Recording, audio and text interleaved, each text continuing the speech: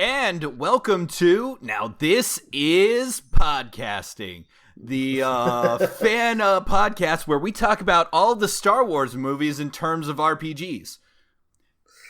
You know, Rob, too often people watch Star Wars and other cool sci-fi and fantasy movies, and they think of them as movies with stories and stuff like that. But we know the truth here. We know that every movie should be analyzed in terms of player stats and abilities. And if they don't conform to what we think those stats and abilities should be, then, well, we criticize that movie. That's exactly right.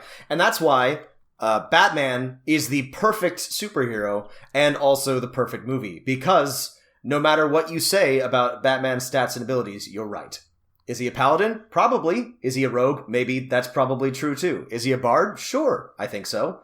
That works. All of these things work perfectly for Batman, and that's why nobody can ever argue about what his stats are, because they're always right. Well, I think Batman is chaotic neutral, but this guy says Batman is lawful good. Oh no! And again, they're wrong, because Batman is all of those things. Batman is both lawful good and chaotic evil at any time that he chooses. Now, it's almost like you're suggesting that concepts that work for Dungeons and Dragons, like alignment and classes, don't translate to the narrative of cinema. But looking at the new preview for Solo, a Star Wars story, I'm going to go out on a limb and say Han Solo is a 5th level rogue.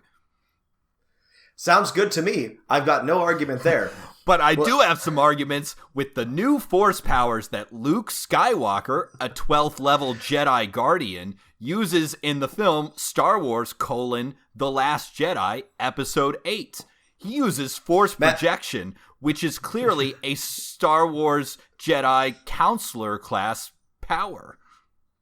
Matt is entirely right. Not only is that outside of his class abilities, but it's not in any way canonical. And I have written a letter to George Lucas saying as such. I didn't write a letter because I can't read, but I stood up in the middle of the theater and pissed my pants. This actually reminds me of something funny that did happen in my showing of The Last Jedi.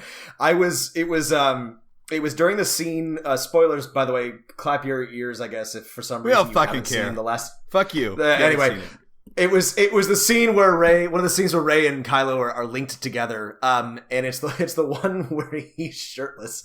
And it was like the theater was entirely silent, right? It's like a real tense scene. And Kylo Ren comes on in his, like, you know, I don't know, high-waisted pants, all, like, pale and sweaty, and this girl just goes... Ew! Super loud. Ew! It was the perfect moment. Anyway, we are not here to talk about Star Wars, believe it or not. Well, we are, but also we're not. That's not the only thing we're here to talk about. We're here to talk about Dungeons and Dragons. Hello, I'm Dungeon Master Rob. I'm Dungeon Master Matt. We're here to tell you stop trying to turn movies into role-playing games in your head. It's not a healthy thing. Don't do it. You can enjoy movies, and you can even try to graft Dungeons and Dragons concepts onto them, but definitely don't be a jerk about it, and also don't try too hard to make, you know, to try to make sense of whether or not Luke Skywalker is a fighter or Lando is a bard. Lando is a bard. Yeah. Well, I mean, this goes back to, like, people have been arguing about this dumb shit since, like, the 1980s. There's that classic response in Dragon magazine that someone wrote of that Gandalf of Lord of the Gandalf fame is only a 5th level wizard. And, you know, because people are always like, he's a 20th level deity. But it doesn't fucking matter. And though actually he is only 5th level. He is only 5th level. You better roll them dice. You never know if it could change your life. Take a chance, you need a wrong or right. You never know if you don't roll them dice. You better roll them dice. You never know if it could change your life. Take a chance, you need the wrong or right. You never know if you don't roll. But anyway, we actually have some news to talk about. If you're on the Dungeons and Dragons circuit and you're paying attention to all the hullabaloo and the exciting news that comes down the wire, you've probably heard that Matt Colville has just launched a Dungeons and Dragons Kickstarter, which is funded now, I think, at $1 million. Just in from the wire. Give us Matt the ticker. Colville's Kickstarter, Strongholds and Streaming, steams to the front of the Kickstarter charts with over $1 million pledged. Yeah, it's absolutely wild that there's this much money pouring into what is, at its base, the only thing that's being delivered is a supplement. And a neat supplement, Strongholds and Followers.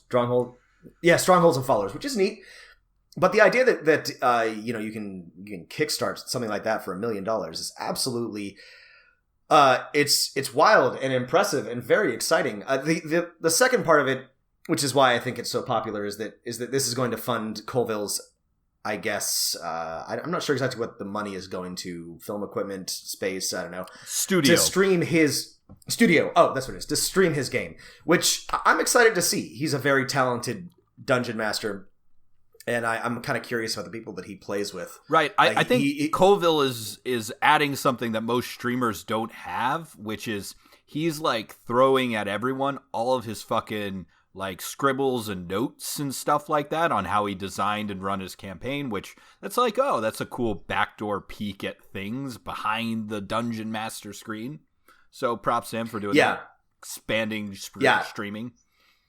I think it's going to be very, very interesting. So this is cool for a number of reasons. And Matt and I talk about this briefly, or we talked about it briefly on the last podcast. And we don't want to go in, we don't need to go too much into whether or not, Matt Colville could be doing something else. But it does, what it really demonstrates, and Colville said this himself in the stream last week, that it really demonstrates how important it is to build your own audience, which is good and bad. So I'm of two minds about this, right? Right. So it's good that if you have an audience and you have fans and you have that reach, then you don't need to go through a traditional publisher. And you don't need to, address the gatekeepers of the industry. You can go right to the people and kickstart your own wacky adventure and make a ton of money doing it. The downside is, of course, that now every content creator has to, you can't just be a writer or a game designer anymore. You have to be a streamer or a podcaster or something like that. You can't just get a fucking job somewhere anymore. You have to fucking be the writer and the boss, which not everyone should have to do. Yeah, some people like the hustle. And I respect the hustle, but not everybody has the personality or the resources or the enthusiasm to not just be a DM and a game designer, but also a Twitch streamer and a podcaster and all that. Right, and I mean the people who can really do this successfully, right? Matt Colville. I'm thinking of also Monty Cook, who has this cult of personality, right. Numenaria, rightly deserved as a game designer. That whatever new project he works on, it's going to make bank, whether it's good or not, right? Most of his stuff has been good, but, And that's exactly right. So, and this is not unique to Dungeons and Dragons and game. In fact, it's not unique at all, but it's interesting that it now applies to Dungeons and Dragons. This is something that you've been able to do with, movies and music and whatever forever, but now it's kind of cool that you can get enough of a following doing game design or Twitch streaming your home game to get that level of popularity to be able to launch your own project or game or something like that. So it's cool. It's a little concerning that this is what it's required to be successful in the industry, but it is what it is. I'm excited that this is already going to be a success, and it's richly deserved by Matt Colville.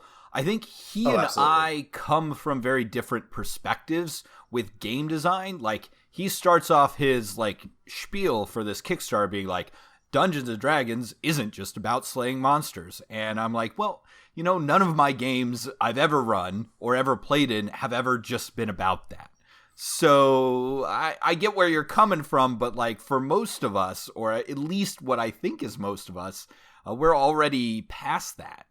He does come from an old school perspective, to be sure, and he's transcended it, and I don't think that he's a grognard in any serious way, but he does definitely skew in towards that part of older editions that was largely, this is a game about slaying monsters. And so for him, it's it may seem interesting or revolutionary to say it's not just a game about slaying monsters, but I do agree that that's a little bit behind where the rest of the community is at this point. Yeah. Well, congrats on Mr. Millionaire Matt Colville. Millionaire Matt Colville. One thing that's exciting about this, and I'm excited and I'm interested to see where it goes, is that hopefully this opens up, the floodgates for more kickstarted products, possibly not just supplements for 5th edition, but entirely new games or, modules that go in interesting directions, things that are possibly too off the wall for Wizards to do themselves, but could potentially be very interesting and exciting if done by the right people. Well, there's a downside to this. As I've recently weaned myself off of kickstarting things, but I kickstarted, I think, Pugmire, a Dungeons and Dogs style game where all the players are Pugmire good is boys. Awesome. Are you not a fan? Are you not a fan of Pugmire? No, I'm a fan of the entire idea that we just said. You're Dungeons and Dragons players, but you're good boy dogs keeping a loyal kingdom until the return of man. I gave them my $20. I got the book. It was completely filled with stats for a bunch of different dog species, new classes that were badly designed, and hardly anything on creating a fun world for intelligent walking dogs to explore, or for creating this campaign where you're oh, you're dogs, you're fighting cats or something like that. There's hardly any of that. So I mean, all the good things in Pugmire were given away in the spiel, and you should just take those and run with them. Take the idea. That's too bad. I've only seen the art. And I bought the book, love the art. So well, now I know better. I guess that's good to know, because I have been considering picking it up, but now I know that I can just maybe do it myself. I mean, Kickstarter and D&D have had some really bad failures. I mean, we've all, I think, mostly forgotten about Paizo's epic bacon fail of a massively multiplayer online RPG. I had memory hold that so hard. Yep. I had totally forgotten about that. I mean, I'm glad it didn't destroy their company, but it seems like it threw things off for a really long time. It was I it was really terrible. I kickstarted it only to get the mega dungeon they sold with it. But it was pretty bad. Stop trying to make MMOs game companies. Don't do it. Yeah, don't do it anymore unless you have literally bottomless pockets. Right. Listeners, do not kickstart anything unless you are absolutely totally okay with losing that money entirely, or you are purely convinced of the unerring success of that Kickstarter, because there are a lot of failures. You could go the other direction, right? Matt Colville's is the book is done, everything you're doing is just art, the chance of this failing is pretty low, but there's some other games and so you can get in on the thing for $20, but you go to the other end, Monty Cook's last Kickstarter, which was Invisible Sun, has some interesting ideas. You can't get in on that for less than $100, which is for it's you can buy a video game system for that much. Right. So just choose wisely is what we're saying. In the board game and tabletop role-playing market on Kickstarter, there have been some pretty spectacular failures. Not as many, I think, as in the tech sector of Kickstarter. There have been some really spectacular, totally over-the-moon the concepts ultimate that people 3D watch one. Yes, yeah. So maybe nothing that bad, but there have been I think there's probably, I'd be interested to see the stats, but probably a high ratio of failure for board games and tabletop role-playing games.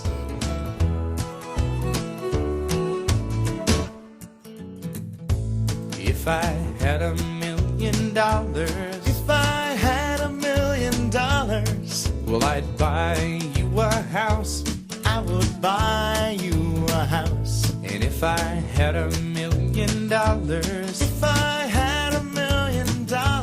buy you furniture for your house, maybe a nice Chesterfield or an ottoman.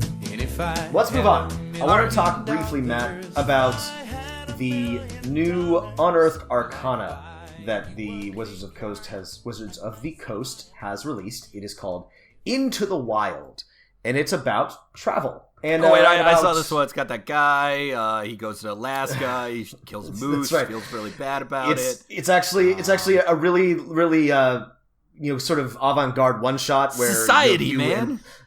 You and one player, try to live as long as you can and write in a journal and leave, something behind that Jack Kerouac. Well, no, sorry, not Jack Kerouac. Who published that? Anyway, Krakauer. Anyway, back to what we were talking about. The Mormon guy. The Mormon guy. Anyway, what it's actually about. Yeah. It's not about dying of diarrhea in the Alaskan wilderness. It's actually about locations. It's about travel and the wilds, and it's got some interesting charts and a sample region called the Moon Hills. Matt, what did you think of this? I could take this or leave it. I don't feel like I really need these extra rules for my game. I just don't care about any of this stuff. That's totally fine. I feel mostly the same way. I think it's interesting. I feel like it adds maybe complexity that's not necessary. I think it would be neat if you were in, let's say, like a hex crawl, a Kingmaker, a Village of Hamlet type thing, and you had very carefully mapped out all of your topographical regions with all of these rules. I think that would be very interesting.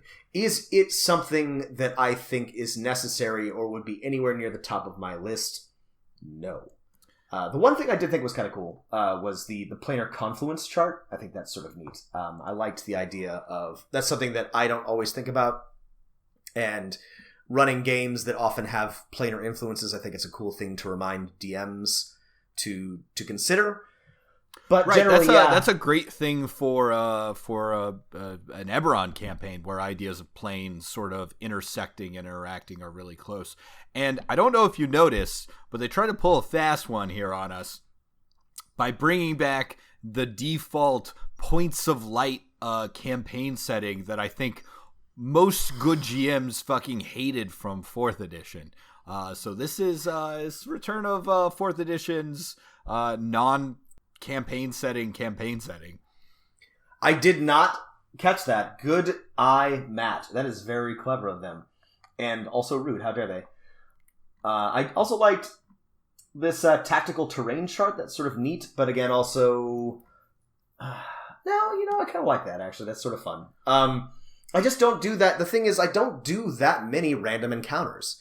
And unless I was doing something like Kingmaker, where it makes sense for there to be a bunch of random encounters, I don't know that I would be rolling on a chart for tactical terrain. So I guess it depends on your playstyle. But it is, I actually do like it when Wizards does these interesting alternative rules, because even if you don't use them, they're great ways to start thinking about game design, and you can pick and choose bits to put into your own game. So I would actually sort of rather have that than they, continue to expand their list of classes and subclasses. At least, they can continue to do that. Just do it more slowly than perhaps, for example, Pathfinder did it, so that we don't get weird class interactions or power creep or bloat or anything like that. So I'm for this. It's not super interesting, but there's stuff here if you're thinking about terrain. I'm guessing, I would have guessed, but I think it's already done. We talked about the next release from Wizards of the Coast is going to be Mordenkainen's Tone of Foes, and it's going to have an emphasis on the planes, old school manual of the planes kind of stuff. I would have guessed this is a trial balloon to see how the rules might work in exotic locations, like you're stuck on the plane of negative energy, or you're in Mechanus or Acheron or Limbo. But it seems like Wizards is mostly done with that book, so I don't think that this is for that. Yeah, I'm interested to see what happens with Mordenkainen's Tome of Foes, which it's so interesting that they're trying to pitch this as not, it's not Monster Manual 2, but it very clearly is Monster Manual 2, so I don't know. I guess it's just sort of a naming convention, but it seems weird to, be coy about the fact that it's just a, Monster Manual 2. It's cool that they're naming it something different and giving it like a different flavor, which they should do. But I don't know. I don't know why they're pretending that's not what it is. I guess we'll have to see what's in it. That being said, maybe they do have a bunch of interesting rules or things that would differentiate it from a new monster manual. Right. I mean, if and this is my ultimate hope for this, is that not only it includes a good number of monsters, but there's also a chapter on the city of Greyhawk. So players who want to play in that can play there because Mordenkainen's from Greyhawk.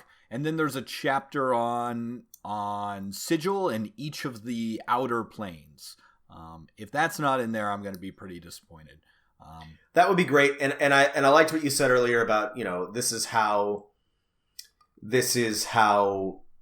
different things will behave in different planes. Rules for combat or travel or interactions when you're an Acheron, when you're a Mechanist.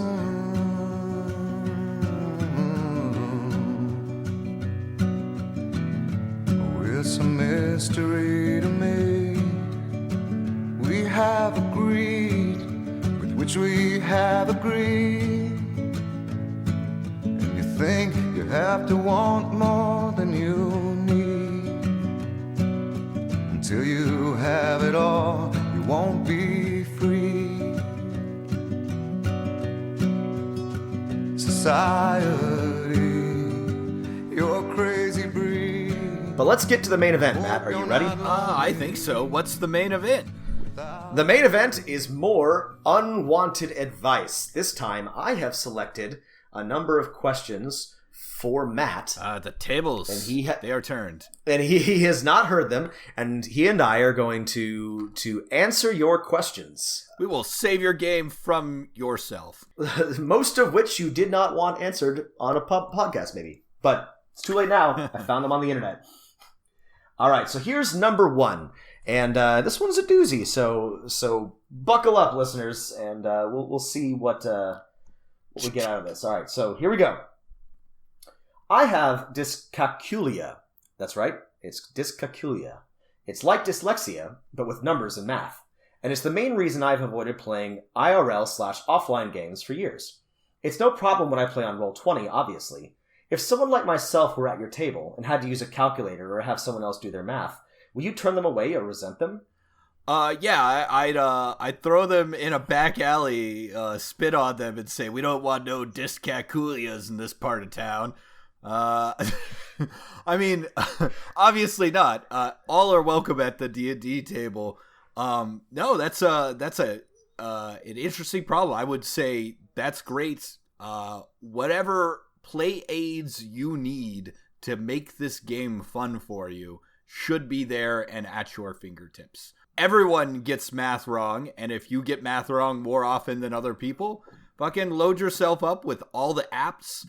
I would make one of my players their own Roll20 campaign that they could pull up on their iPad so they can just press the buttons on there and see the rolls there. Problem solved. Yeah, this is a question of accessibility, and in this case, it's super easy to make the game accessible to somebody who's got dyscalculia.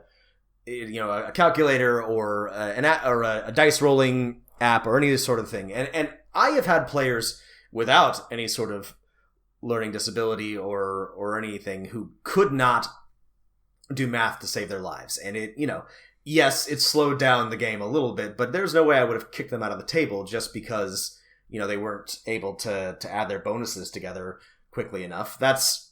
I totally understand this person's reticence and concern about how they'd be seen at the table or how it might affect the game. But take it from two experienced DMs that I am having trouble imagining that anybody would turn you away. Right, if anyone turns you away, they're a piece of shit and you didn't want to play with them anyway. Yeah, that's a really very bad person, and I can't imagine anyone doing that. Which, I hate to say this, but I feel like based on the writer's question that has happened before. Otherwise, why would they be asking? Yeah, I have to wonder if maybe they had a bad experience, which is why they haven't. So that would be very unfortunate. And I've named this person Dread Vampire Dyscalculia because I liked that's how it sounded. But yes, Dyscalculia, you should not feel bad about needing a calculator. Anybody who gives you a hard time for that is a jerk and not somebody you want to play with. And this is an easy accommodation to make for any table and any dungeon master. So don't you worry about it. You should be absolutely welcome at any table, anytime. Hell yeah. Go forth and digitally roll in peace. I think I've had enough. I might get a little drunk. I say what's on my mind. I might do a little time. 'Cause all of my kindness is taken for weakness. Now I'm 4 or 5 seconds from wildin', and we got 3 more days till Friday. I'm just trying to make it back home by Monday morning. I swear I wish somebody would tell me, ooh, that's all I want. Next question. That one was an easy one, a softball one, but I wanted to get that. Just seeing how woke I was. Yeah, the woke test. We don't turn anybody away, but we would definitely not turn you away for that. That's not true. No, that's not true. I don't really turn anybody away.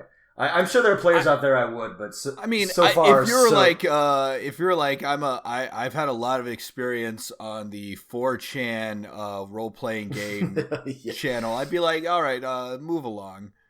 We don't need. Yeah, the only disability that we would turn you away for is being an asshole. Yeah. So don't be an asshole, and you're fine.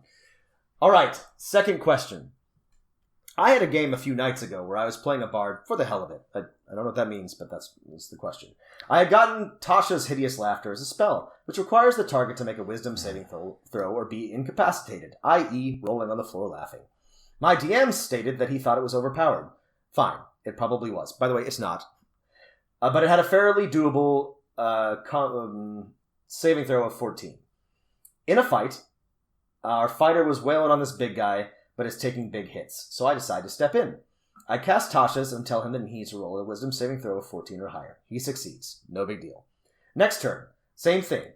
I bonus action heal my fighter friend and Tasha's again. Succeeds. This happens 2 more times until the fighter finally finishes him. I politely asked my DM if he could roll his saving throws outside the screen, to which I was met with a nice yelling fit where he berated me for being a bad PC and, quote, not trusting him. I'm past the raised voices. All I want to know is, was my request reasonable? If it wasn't, I want to apologize. I'm calling this person Dice Distruster. Ooh.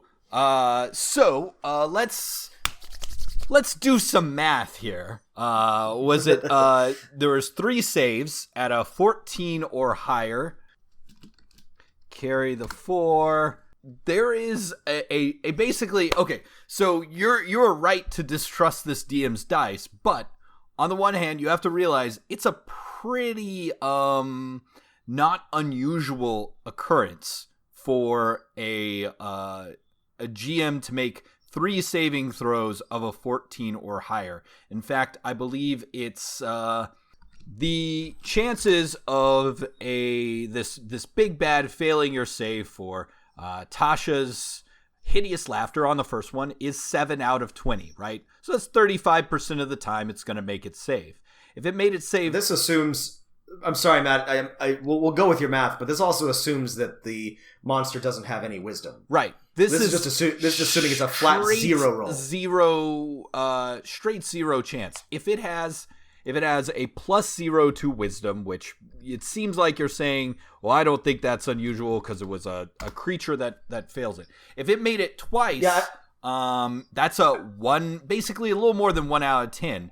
If it made it 3 times, that's like a 1 out of 20. That's like rolling a natural 20, which, if you've sat around the table, happens plenty of time. If it has a mere +3 bonus, then this creature would make it say, it's going to be much less unusual for it. So this is not out of the realm of possibilities at all for this creature to make it save 3 times. Now, we should probably take a step back here from all of this math. No, I'm glad we did that. I'm glad we established that it's not outside of the realm of possibility for this to happen. Because that's important, because when the dice are against you, it can feel like it's absolutely impossible. But this is totally something that can happen. But yes, let's take a step back. Right. As a GM, there is something about Tasha's hideous laughter that feels a little out of sync with some of the other magic in the game. So I can sympathize with your GM's feeling, and I feel like I'm going to say with 90% certainty that your GM has run the game in older editions, where Tasha's hideous laughter was, I think, much more debilitating than it is in 5th edition, where I'm pretty sure Incapacitated is not exactly terrible and you probably get a save every round. Tasha's hideous laughter was one of those spells that, like, if players used it on me as a DM, I would be likely to whip it out on them, and then they would feel bad that the spell existed. So I get your GM's or Dungeon Master's hesitance about respecting the spell, because one, it's mechanically in older editions different. In this new one, it's not. It's not overpowered. But it's thematically a little bit different than other magic. So maybe your GM feels like it messes with the tone of his campaign. I don't think that, so let's talk about this. My position is that if it's in the player's handbook, unless I explicitly say ahead of time, before the campaign even begins. Yeah, exactly. In session 0, I would say, look, these spells are disallowed. Unless I say that, I don't feel like it's justified to tell my players, no, you can't cast that spell. Sometimes I will get annoyed. I absolutely admit it. One of my big bads got polymorphed last week. It was very frustrating, but it was totally within the realm of possibility. It was something that was all above board, and I rolled with it, and the combat ended up being just fine. So I get your DM's frustration, but I don't think it's justified for them to say, this is overpowered, especially if you didn't talk about it ahead of time. So you're right about that. Now on to, can you ask your DM whether they should make all their rolls on the table because you don't trust them? That's an interesting conundrum. That's the interesting question here, I think. This wouldn't come up with me because I make all my rolls, except for ones that players don't know are happening, right? All the rolls, all the saves for the monsters out on the table, and all their attack rolls as well. And I do this the same way. I roll out on the table unless it's something like I have to roll 10d6s, and I do it on an app instead because I don't want to find...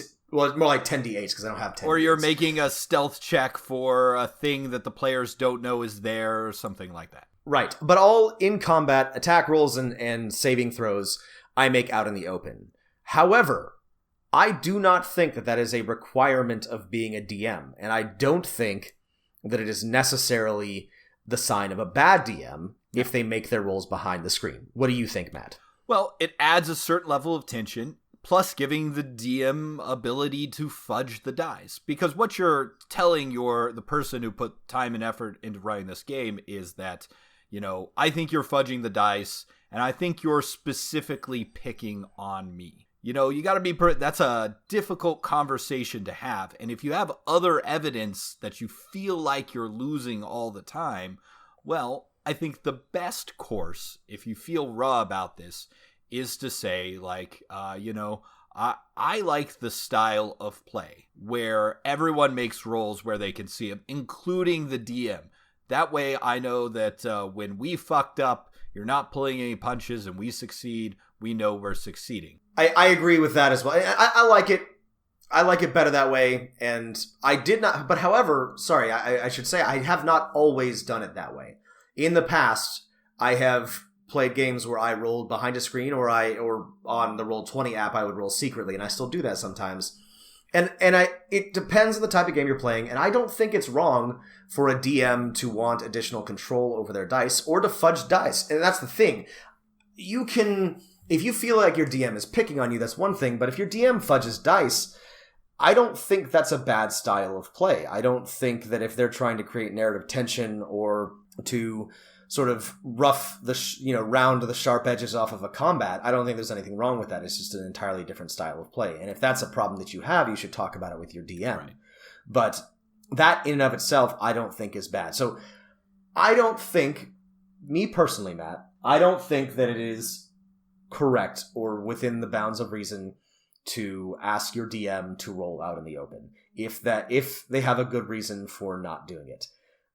That being said, it doesn't sound like the DM handled this particularly gracefully, and I don't know that you owe them an apology. Yeah, I would say that, you could, a lower conflict route to this problem is to, for example, suggest a different type of resolution to spells. Spells are a little weird in Dungeons & Dragons, where when you do any other action in the game, you make the roll. With spells, the monsters make a saving throw.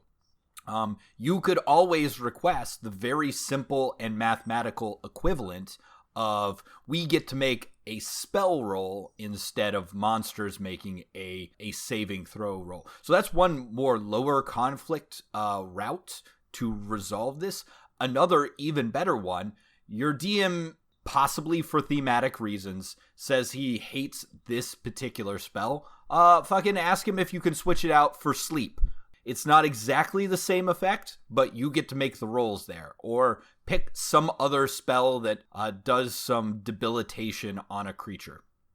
Pick a different spell. And, it's not ideal, but then you don't butt heads. Not ideal, but if you want to keep having fun and you want to stay on your DM's good side and avoid conflict, then just adjust the way that you play. And this is something that is probably going to happen to a lot of you at some point. I don't know that the DM is being entirely fair, and I can't say without being there whether or not they fudged the dice or if they really did just roll that many saving throws. But just the simplest thing to do would be to just pick a different spell and avoid this conflict in the future. Yeah. I have asked my players to take different abilities when they were, not because I thought they were overpowered, but because they were slowing the game down or because they were too complicated. And that has always gone fine. So have that conversation with your DM. Again, sounds like they yelled at you. Shouldn't have yelled at you. So I don't think you owe them an apology. No apologies. No, you don't have to apologize. And that's a rule you can say generally, is never apologize. No, I think one thing you can say generally, though, is you got to remember that Dungeons & Dragons is not a set game, and that every dungeon master is going to run a different type of game. And so if you have a dungeon master that's very rules light and thematic, certain spells or abilities that, that's just cool for the narrative, it works. A build for that game will work much less differently than a dungeon master who plays every spell by exactly how it's written on the page, right? And also, it's not a competition. You're not in conflict with your DM. Remember, you guys are playing the game together, and it sounds like you're seeing this as an adversarial relationship. And don't think of it as that way. Your DM wants to have fun. You want to have fun. What you need to be thinking about is how do we get to the point where everybody is having fun again? So don't apologize, but do have a conversation. I would get it if maybe you feel like you need to be able to see the rolls, but if that is what you need and your DM doesn't want to do it, then I think maybe you should consider just picking a different spell. I'm a big fan of any of our low conflict options for this resolution. Just maybe you're right, maybe you're wrong, but the best thing to do is just, try to smooth things over. You're the adult in the room. Do whatever it takes to keep everybody happy. It's a game and everybody's having fun. And keep in mind that as a bard, you're basically the best class in the game, even without Tasha's hideous laughter. Exactly. That's the thing. There's so many... Well, I didn't want to bring this up, but there's so many other things you can do besides Tasha's hideous laughter. Why would you cast that 4 times? Wait, hang on. Did they say 4 or 3? Because that changes the math a lot. Well, I think it's 3, you're right. But either way, CL of 4 is a first level spell... I'm wondering if maybe they didn't cast it too many times. Okay, well, never mind. We'll move on. It doesn't matter. Don't cast it 3 times in a row. Do something else. If it doesn't work twice, do something different. Right. Even if you can cast it. The other thing you didn't think about is, like, as a DM, as that, in that, like, for example, elves are immune to the sleep spell. I might have certain creatures immune to laughter. Yeah. Like a blue meanie. They just can't laugh. That doesn't sound like that's what happened. But just be aware. Yeah, here's a general bit of advice. If you cast a spell twice and you get no result, then cast something different your third time. Just that's also a general, like, good rule for life. If If you keep trying something and it keeps failing miserably, maybe try something different. Just here's some good life advice for you. 12 rules for life from Dungeon Masters. Dungeon Master Jordan Peterson? Clean your room. Don't cast Tasha's Hideous Laughter 3 times. Sit up straight at the table. You're a lobster. All right, on to question 3. Fuck you, Jordan Peterson. All right, question 3. Woo!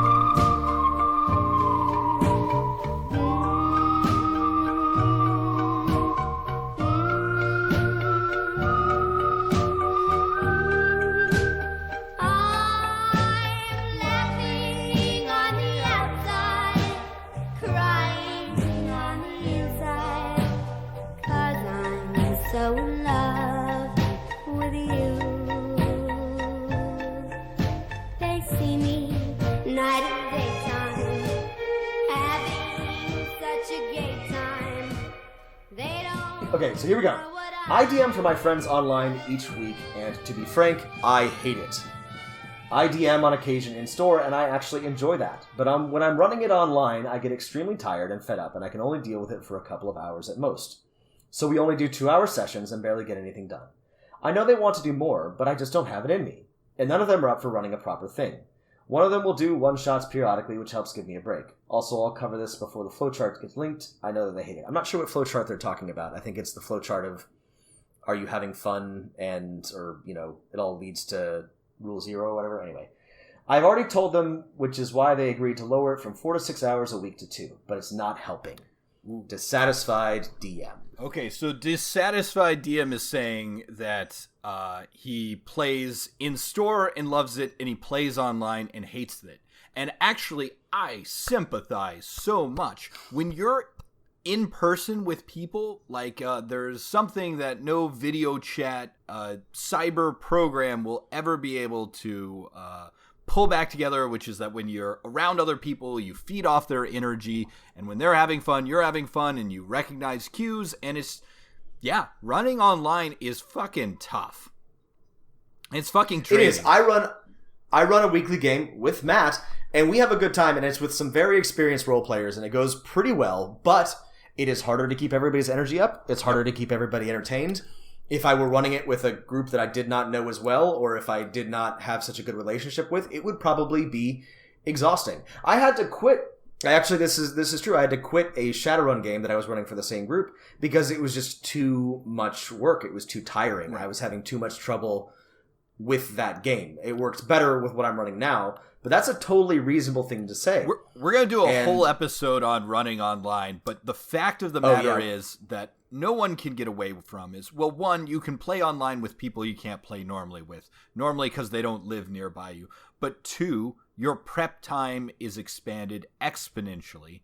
And that 3, it's just fucking hard to keep people's attention when they're just sitting and looking at a screen. You can have, and I'm a big proponent of Roll20 and of digital play in general, and I think it can be very, very fun. And some tools are absolutely invaluable when it comes to running online. Some of the things you can do are totally impossible to do in person.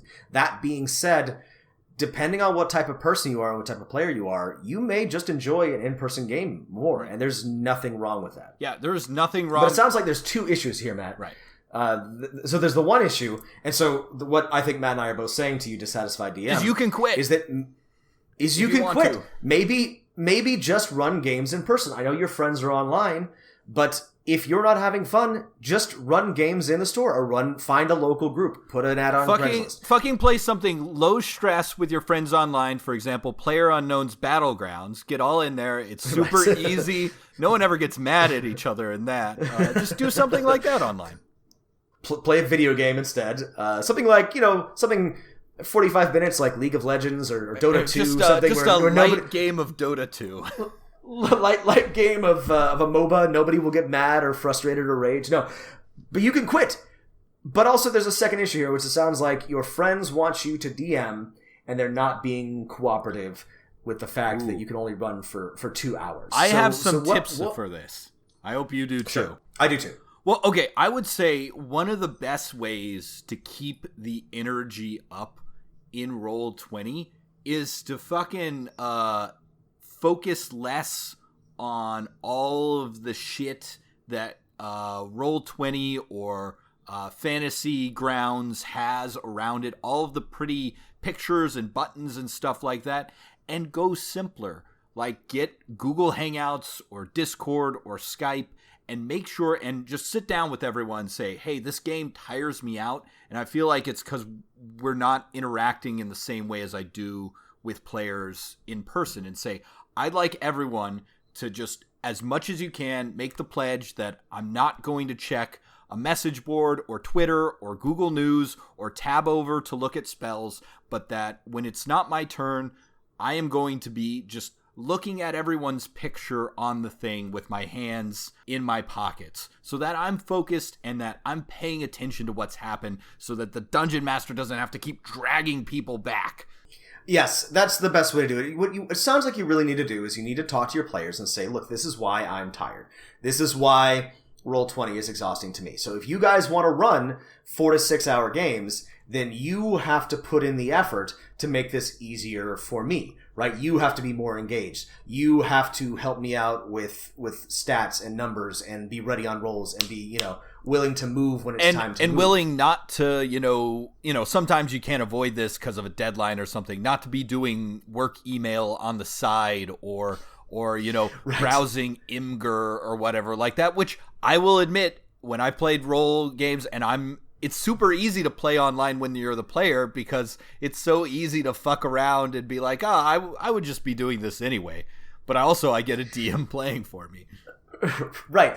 And I'm aware of the players are doing that when I'm playing Roll20. I just ask that they be as engaged as possible. And for my games, it works pretty well. But you may need to ask your players, look, I need more that huge level of commitment. It's fine to ask for it. Exactly. If you're going to do all the work of being the DM, then you are totally in your right to say, look, if you guys want to run games, if you want me to be your DM, then I need more from you. That is a totally legitimate thing to ask, and I do wish that more DMs would do it. It sounds like we have a whole community of forever DMs whose players take them for granted, and I've had enough of it. I've had enough of it, Matt. So put your foot down and say, look, I like running games.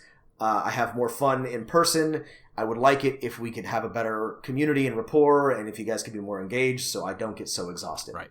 Find what it is about the in-player games that gives you energy and makes you not tired, and see if you can make your players give you that in Roll20 or Fantasy Grounds. And if they can't, you just have to say, this doesn't work for me. I'm sorry. One of you guys can DM. Look, I have had trouble abandoning games. It's so much fun. It sucks to be the DM and say, look, we can't play anymore. But you know what? You're putting in work. It's your game. You're doing extra effort to make this happen. And if it's exhausting for you, then stop. Don't do it. Don't do it anymore. Definitely don't go until somebody, has a breakdown or there's, a big blowout or something. Right. So just, Quit when you're starting to put words on paper that say, I hate this game, I hate running this game, you probably should have quit. It's time for a break. Okay. Do one more session to wrap it up and say, thanks for playing. We'll do something else next time. I mean, yeah, if it were me, I would say, look, we're going to take a month off. We're going to take 2 months off. I'm going to prepare a bunch of stuff. And then you guys are going to come back and you're going to do a better job of being engaged. And if that doesn't work, then we're done. We're going to play, somebody else can run a game, or we'll just play video games or something else, or I'll just run in person. So don't be afraid to make an ultimatum and say, look, I'm the DM and I'm exhausted and I need this from you. I'm a sci-fi fanatic, mild asthmatic, never been to second base. But there's a whole nother me that you need to see. Go check out my space. 'Cause online, I'm out in Hollywood. I'm 6'5" and I look damn good. I drive a Maserati, I'm a black belt in karate, and I love a good glass of wine. It turns girls on that I'm mysterious. I tell them I don't want nothing serious. 'Cause even on a slow day, I can have a three-way chat with two women at one time. I'm so much cooler online. So much cooler. Okay, last question, Matt. Ready. And this is a special occasion for us here at Dungeon Master of None. This is a question that came to us in our email from one of you listeners. So thank you, David. Last name withheld. For writing to us. We are going to answer your question. We say thank you, so David. Last name withheld. David, last name I have redacted. So David, I played a lot of D&D back in the late 80s. I'm getting back into it to teach my nephews, who are 6 and 8. But of course, they're brilliant and advanced superstars. But of course, nephews are the best. All the children are above average in this D&D campaign. That's right. We've enjoyed a few sessions, but I'm finding it challenging to design adventures that aren't just hack and slash, and to calibrate the threat level in a combat encounter. Any tips on helping kids to learn and grow as gamers and as people via D&D? Oh, wow. Great question, David. This is something that everyone is curious about these days. We're going to do a whole episode on this in the future and have some of our friends on who've run longer campaigns for young kids. I've only done it a couple of times. But in talking with them, I would say a couple easy pieces of advice that you can go with, especially with the ages you said, 6 and 8? 6 and 8. Right. Basically, you want to cut at least 60% of the game out. No different size dice, no character sheets that have more than 10 things on them. To make that where your kids can really just get in the groove of that basic relationship between a dungeon master and the players, where the players say they want to do something in their imaginations, especially for children, and the dungeon master tells them what the consequences is. This is one of the places, well, I'm a big fan of these in general, but one of the places where something like the spell cards that Wizards of the Coast produces can be really handy. If you want to maybe just limit your players to, oh, you're a wizard, here's a magic missile card, and here's a sleep card, and, these are the things that you can cast. And that makes it a little bit more, for lack of a better word, a little bit more video gamey and probably more accessible to a 6 and 8-year-old who understands that style of play. And then as they, become more accustomed to the system, you can provide them with, additional actions or additional things that they can do. But it sounds like Matt's right. The second part of the question was talking about designing adventures that aren't just hack and slash. And here's where you may need to do a little bit of research to find a story that you think will engage your players. You probably shouldn't tell a tale of complicated trade disputes, taxation, and intergalactic politics. Instead, what are the figure out and ask them or your brother and sister or brother and sister-in-law what sort of stories they enjoy, and build from there, right? Kids really like stories that speak to them about coming of age, figuring out a complicated world of adults. So look for those kinds of stories. So this may not be applicable, but to me, I think a really great model is The Hobbit, right? The Hobbit is a book full of exciting adventure and peril, but there's actually very little violence and combat in The Hobbit. But there's tons of things that you can use as model as encounters. Like there's a group of trolls in the woods and you have to sneak by them. Or there's a riddle, or riddles in the dark. Or you're throwing flaming pine cones at wolves. Also, this reminds me, if you're worried about the violence of it, you can always have the enemies be more like giant spiders or, non-humanoid, obviously monster things to avoid any uncomfortable, if you want to get away from violence entirely, you can do that too. But if it's, I'm sure kids can probably handle. You want to twist his neck another quarter to the left. That'll knock him out more. Yeah, that'll knock him out even more. Knock him out more. Well, no. Here's a quick idea, top of the head, right? I get to see which questions from our email are going to go out here. So top of the head, they do hack and slash, right? That's what we said. You have a hack and slash dungeon, but your nephews and nieces were supposed to find an adult in there that was going to help them out. Maybe an older wizard or a stalwart knight, some sort of person that was supposed to be a mentor. However, they find a simple, very, very simple, there's no way they can miss it, clue that this person is gone, right? And that they have to find them. And then things are not as they should be in this fortress or dungeon or testing ground to see if they can join the Order of Knights or Order of Wizards or what have you. And they have to figure out, what happened to the kindly wizard mentor that was supposed to deal with it. Now we're on our own. He sent us in there. Now we have to find him. And this is a great idea. And this is again, Matt and I are going to do a whole episode on this. We're going to bring on some of our friends who have done this more extensively. Matt and I have only done this a little bit,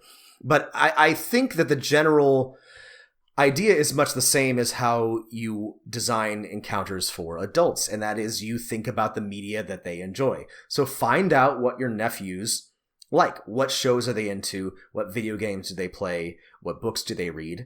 And then think about how you can model a campaign or a one-shot or an encounter that sort of mirrors what happens in that media. And very clearly, don't expect them to try and have to take that proactive step of finding things, right? If you have them at hack and slash, take them to, they killed something and, you've killed the ogre. You find out he has, this magic jewel, and it says clearly on it, it belonged to this person, right? Your quest is now to find out who this jewel belonged to and what happened to them, right? It's okay to just tell them that's what you have to do now. All right, that is it for Unwanted Advice. Any other thoughts before we sign off, Matt? No, other than I would like to say that Princess Leia, clearly a 9th level diplomat and noble with only the Force user feat, should not been able to float back into the Class 2 Mon Calamari cruiser. Dungeon Master of None, everybody.